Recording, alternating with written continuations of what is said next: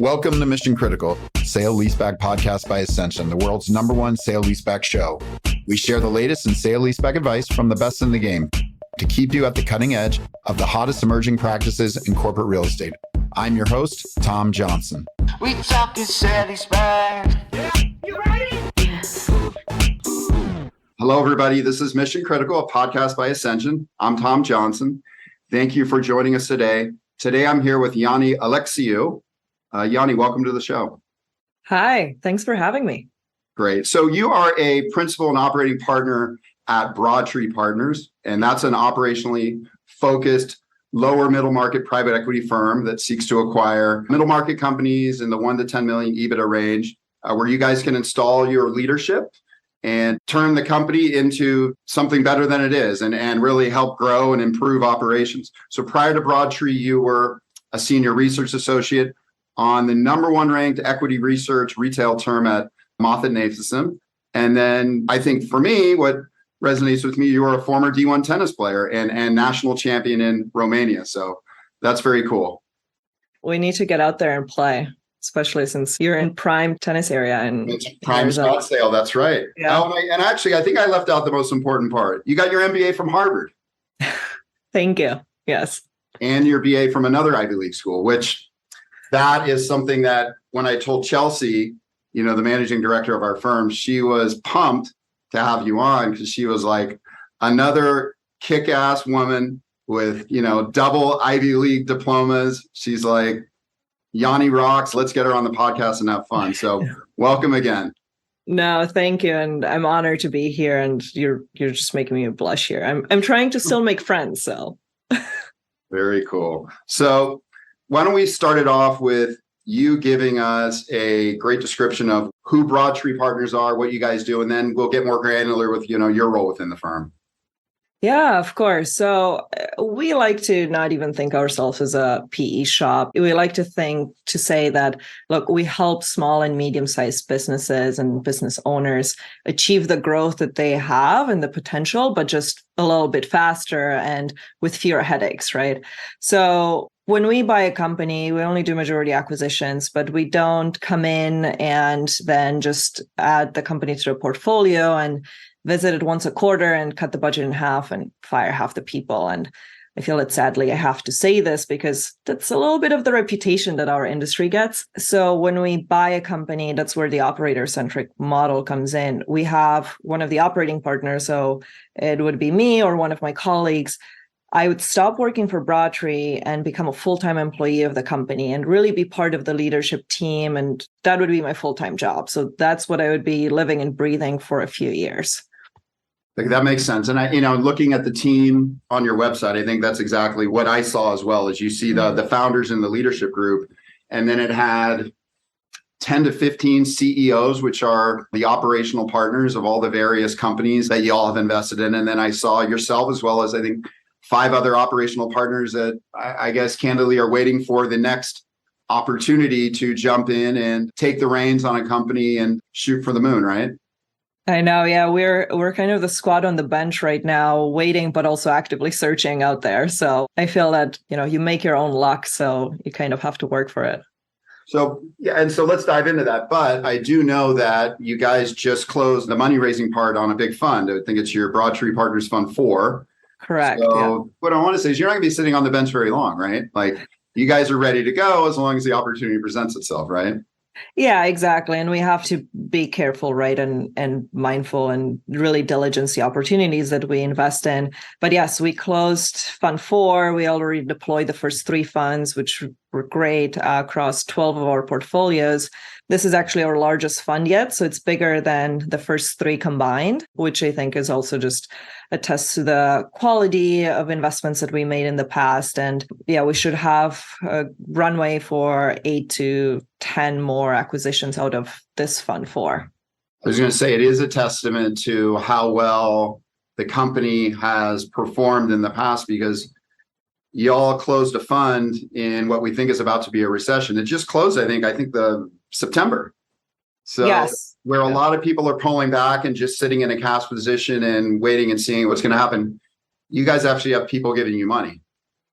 We do. And I think we saw a lot of the investors that were invested in all three funds, or some that came in a little bit later, some new investors as well. But I think it just shows a track record of the former CEOs, the people that were kind of in my seat before. So I do have big shoes to fill going in.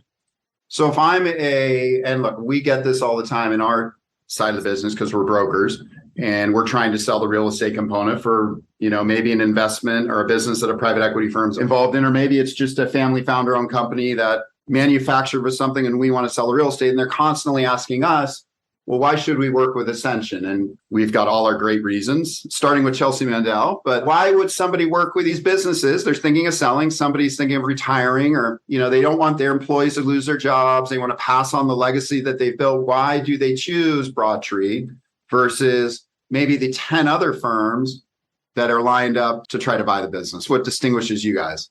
Yeah, so I think, and I'm so glad you asked this, because if you look kind of at the companies that we bought so far, the sellers over time tend to fall into two different categories. The first one is kind of people that say, look, I've grown this business from zero to where it is today, but now it's a real enterprise and a bigger company where as a CEO, doing HR and financials and all the admin work takes up 150% of my time. And typically that's not really the most fun part of the business, other than, maybe for people like me. And in those cases, they just need an extra pair of hands and to kind of alleviate some of the pain, and the sellers stay on board in a very specific capacity. And that could be either in a product development role or sales or whatever actually brings them joy and what they're good at, right? Because if you're having fun, that's where you're going to do the best at, right? Still really, truly like a partnership, and they're leveraging the relationship that now they have with you to free up their time to do maybe the things they enjoy, or just overall grow the company because of the expertise that you guys bring to the table. Exactly. And then we work side by side, and it's a matter of fit. And we emphasize this a lot during our diligence process, where especially now post-COVID, we push for in-person meetings, and we want to say, and I tell everyone that I talk to, it's like, look, let's just meet in person, spend a few days together, see if there's a good fit. And we might just not see eye to eye, and it's fine. We can part as friends. And it's just so much better to do this from the beginning than realize 6 months in that, oh, actually, you're not compatible and you're thinking about growth one way and I'm thinking the complete opposite way. And then that's just a waste of time for everyone. It's a waste of resources. It creates so much friction, and it's just ultimately bad for the culture and the employees. So in some of the cases, as I said, the owners and the sellers stay on board in a very specific capacity, and we come in with just kind of a full tank of gas and ready to go, and plus the capital that we bring to the table and the resources that Broadtree has. And then there's kind of the second category of people that say, look, I've done this for 20, 30, 40 years. I'm just ready to retire, spend more time with my family, but I still want my people to be taken care of. And that's where we make for really good transition partners. And we spend a lot of time with the leadership team. There's some form of transition period of 3 to 6 months. And most of the times, actually, the sellers keep equity in the business. So roll some portion. And we like to see that, right? We want them to be part of the upside. And what we've seen is that kind of the value of that equity at the second exit is just so much more valuable than the first check that we write. And we also see this as them believing in the business and its growth. So yeah, that's kind of what we bring in. So I'm curious, is there like a typical hold period that you guys have when you're in these businesses? I mean, I guess it's really case by case, right? What's kind of the goal that Broadtree's going in with this? Because you're trying to reach, expectations of your investors too, right?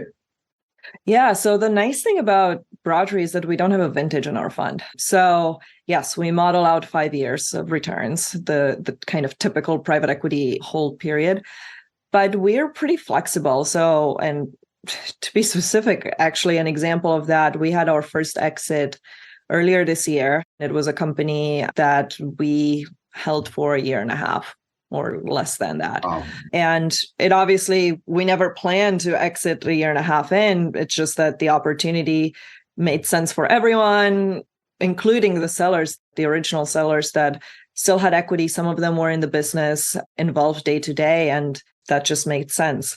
We had another company where the deal closed in the middle of COVID.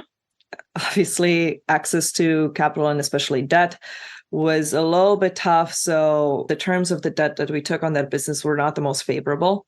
Since we bought the company grew significantly, and then we were able to recapitalize, take a new form of debt on, pay down the old one, and actually issue a dividend that paid back, I would say, over 90% of the equity investors. Wow. So that obviously created, one, just relieved the business. It created really nice returns for our investors, but also just gave that particular company the opportunity to grow and think about acquisitions and how to invest in the business further. So a little bit on the investment side with you all leading a fund. There's a lot of things that sound very similar to what I do in apartment buildings, and the partnership that I have in the 100+ units that we have in Southern California, where we've got investors. We sometimes take on some unfavorable financing because of the economic climate, but we're able to add our value. It's obviously a little bit more simplistic in apartment buildings. A few people move out, we slap on a couple of quartz countertops and our value's added. But then, look, the NOI's up, in your case, the EBIT is up, and you're able to get more favorable debt because number one, rates have gone down and the business has become more valuable. It's very interesting. So let me use another apartment brokerage thing that I used to do, but then also as a focus for me is now more of an apartment investor, so I'm not brokering anymore, is, okay, the economy seems to be having some problems. We may be entering in a recession, rates are up. So in a lot of cases, there's more of a flight to quality, which maybe means with some opportunity, there may not be as much upside, but you're also hedging against a little bit of that downside risk because of just risks inherent in the economy right now. So how does Broadtree look at what's going on in the economy? Is there more of a flight to quality with businesses right now? Or is it really, hey, no, we need certain returns, so we really always have to have that value add play in there no matter what? Yeah. So, look, we're obviously a lot more prudent now, and kind of one of the first things that we look at is if this business was around 12 years ago, how did it do in the previous recession? How cyclical is the business? What's the demand looking out there? And typically, I think in kind of the private equity spectrum, we're some of the more conservative ones. We don't really lever our companies up too much. So that's kind of playing to our advantage right now.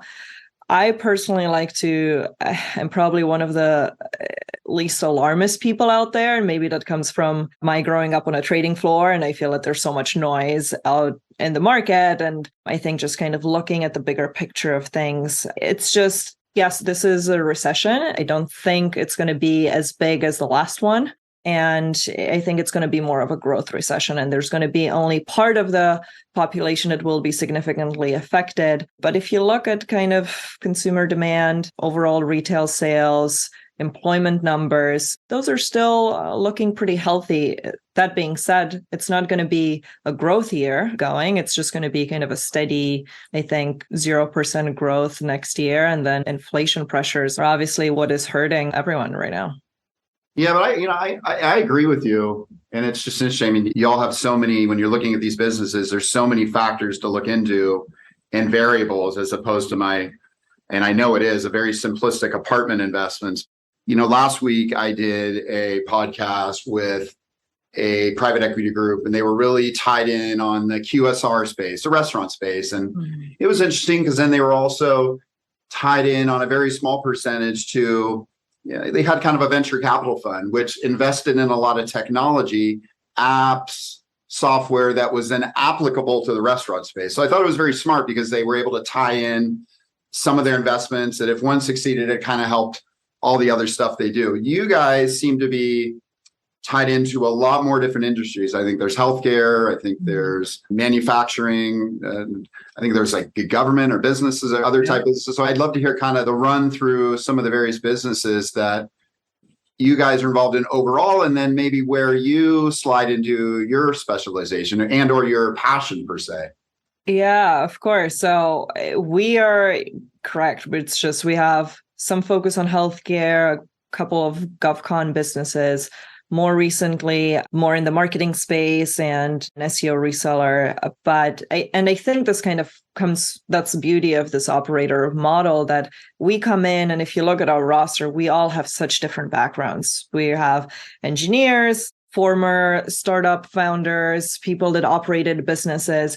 Very few, actually. I think there's only two of us that come from finance or consulting, and I'm one of them. And I wanted to get out of finance, which is why I went to business school. And then famous last words. Now my first job out of business school is at a PE shop, but we really are operators at heart. And what gets me out of bed is working with a team and rolling up my sleeves and being there in the middle of the action, right? It's kind of being back on court and fighting for every point. And that's kind of how we approach our businesses. So that being said, because of our kind of diverse backgrounds and just different experience, that's why we're looking broadly at industry. So we're looking at what is the best fit for each individual operating partner. So, for example, I went to a conference earlier this year, met with this company, and I said, look, this could be a great opportunity. It's just not the right fit for me. I introduced one of my colleagues to them. Now we're actually seriously considering it, going through diligence. So that might actually play out. And that also just speaks to the strength of our team. What I've personally been focusing on is, again, just kind of playing to your strengths and just the industries that I have experience in. I look for industries where there's a lot of disruption happening. I've been focused on kind of the retail space and inventory management and those types of like software that you can implement there. Also in the digital marketing, I've spent a lot of time there. I used to cover the big media and internet players in the world and really honing in at this microcap space. And especially there's so much change happening in the industry from a privacy standpoint, from Chrome sunsetting third-party cookies, that it's really exciting for us. And I think it will create a lot of opportunity there. Yeah, the digital marketing is interesting. So my wife, she used to do digital ad sales for Viacom. And then after she got her MBA, she went to NBC Universal and, worked on a marketing team. And she stopped working there 5 years ago. And I just talked to her about all the stuff that we are doing at Ascension, just the way that we're capturing the buyers, the way that we're capturing any of the clients, the social media, which was really starting to only gain traction, 5, 6, 7 years ago. And it's almost like a completely different industry just in that 5 years. I mean, there's almost like half of what she's doing, what she did then, she may not even do now.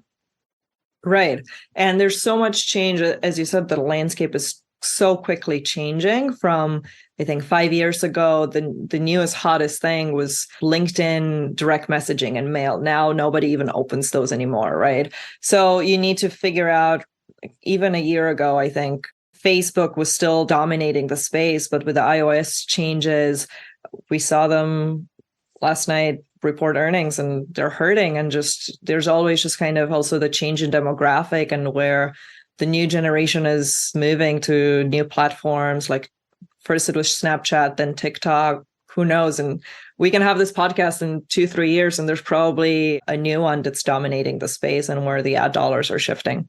Yeah, and I think we recognize that. That's why we made a big shift. When Mike and Chelsea partnered to form Ascension, I think we saw the opportunity on the marketing side, but that's, I'm going to give props to Sam Jacobs who set this up. That's why we hired you, Sam, to do this for us. So very cool. So let's jump into why I'm sitting here. Is we're a commercial brokerage firm. We specialize in sale leasebacks. We advise family founder-owned companies. We advise private equity firms, bankers on the real estate component, the mission critical real estate that is necessary to their operation. So Broadtree is a private equity firm that's going in and buying these businesses. There is often real estate associated with the business. And how does the real estate component factor into your guys' overall investment strategy? Yeah, so we're one of the private equity groups that doesn't shy away from buying the real estate. And, the returns in real estate are quite different from the ones in just a different way of looking at it than from a traditional PE shop. But we're not afraid of doing that. And I think especially for us, we see the sale leasebacks as an opportunity to unlock a tremendous amount of capital, right? That can be reinvested in the business.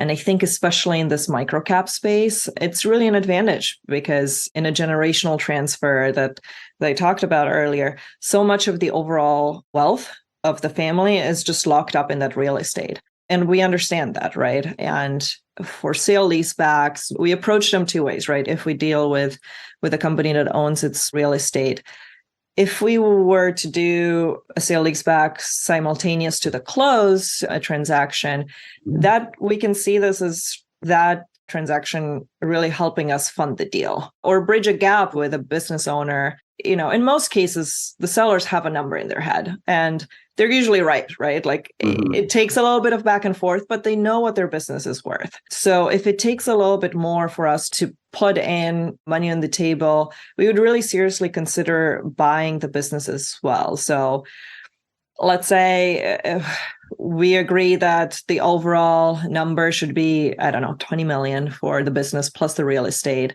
And then find a real estate partner like Ascension that says, hey, look, you can get 4 million for the property.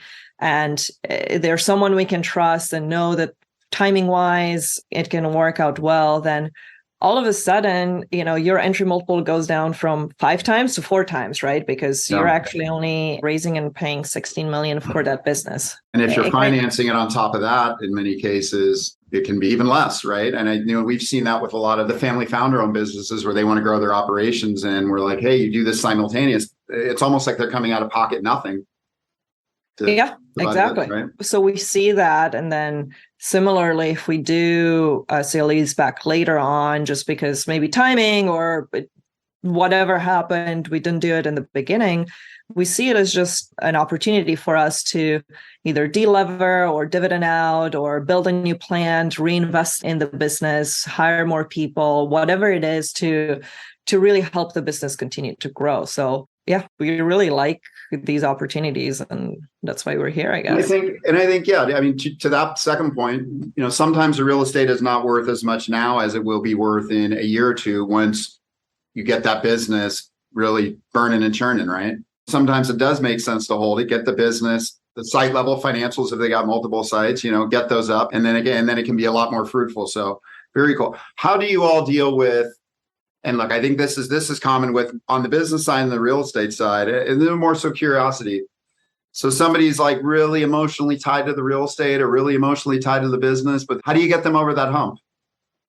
Yeah, so I think most of the sellers become investors in the business themselves, and most of the time they're very reasonable people, which is why we spend so much time together in the diligence process to make sure that we are getting over that hump.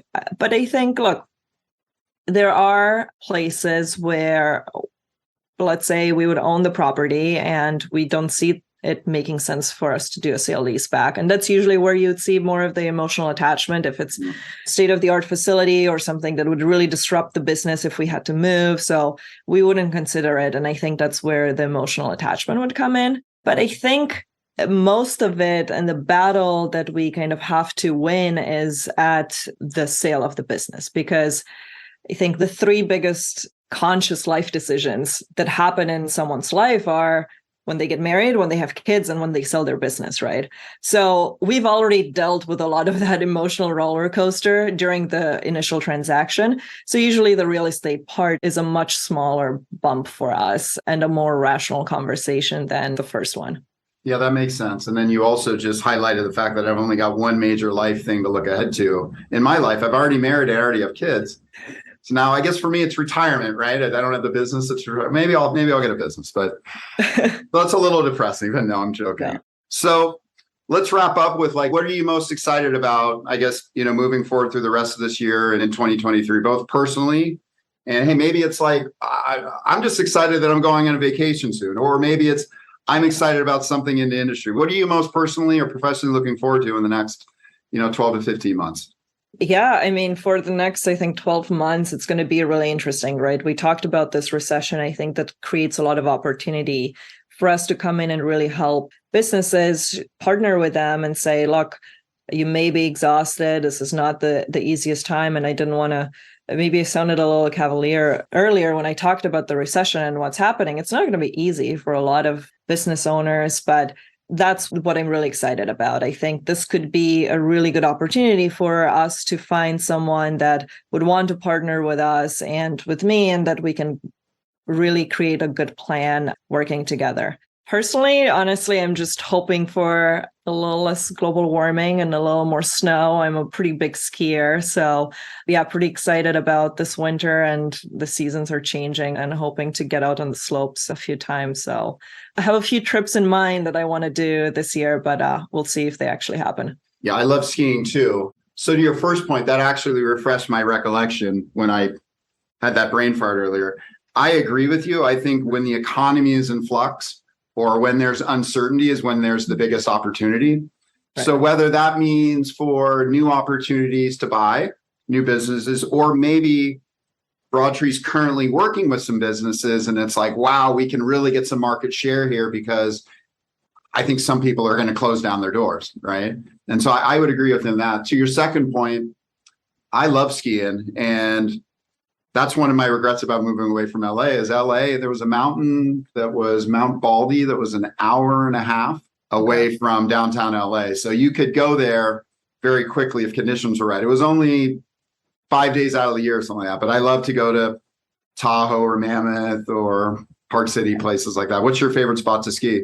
I mean, I try to make it out west as much as I can. I'm based in New York, and we're, I think, a short flight away from Utah, and going to Salt Lake and then skiing Alta and Brighton and those ones. But also, you can't say no to Colorado. It's just that lately the conditions have been a little tough, right? Going to Vail and some of those mountains, you need to kind of time it right, which it's tough in our business, right? When you're trying to juggle meetings and actually do work and do that. There's not much on the East Coast, right? You'd have to go, to Vermont or something like that? But it's just not very exciting. It's like you're down the mountain in 10 minutes, 5 minutes? I mean, look, I grew up skiing in Romania, which is very icy and very rocky. So I'm not a big snob. I think I always tell people that I moved from Eastern Europe, where there are the toughest conditions, and I came to the East Coast and I said, look, you know what? Vermont is great. And there's some awesome mountains here. If you go to Stowe, and the further up north you go, the more snow you're going to get and the bigger mountains. And then I finally discovered the West Coast, and I completely fell in love. But amazing. Yeah. I'll ski anywhere. It just brings me so much joy. And I don't know why, but although tennis was my sport and it's what I made a small career out of, it's skiing that really. I think it's just the freedom of being outdoors and in nature. And it's, you go to a place like Colorado where, it's beautiful. I can't argue with that, especially when you're in the city. I was in LA all the time. You're just in this concrete jungle, and then to get out there and kind of be away from everything, it's tough to beat. Après ski, go down, have my beer, have my drinks out. What else can you ask for, right? I love mountains specifically where you have no phone service. That's my excuse. There you go. Very cool. Well, Yanni, thanks for being with us. I really appreciate it. Enjoyed our conversation, and look forward to getting a chance to meet you soon as well. Thanks again. Of course. Yeah, thanks for having me and the Ascension team, and looking forward to the next one, and good luck with everything. Absolutely. Thank you. Mission Critical, a sale leaseback podcast by Ascension. To find out more about Ascension and how we can help you achieve a higher standard of real estate advisory, visit www.higherascension.com. And then make sure to search for Mission Critical in Apple Podcasts, Spotify, and Google Podcasts, or anywhere else podcasts are found. We talking Sally's back. Yeah, you ready?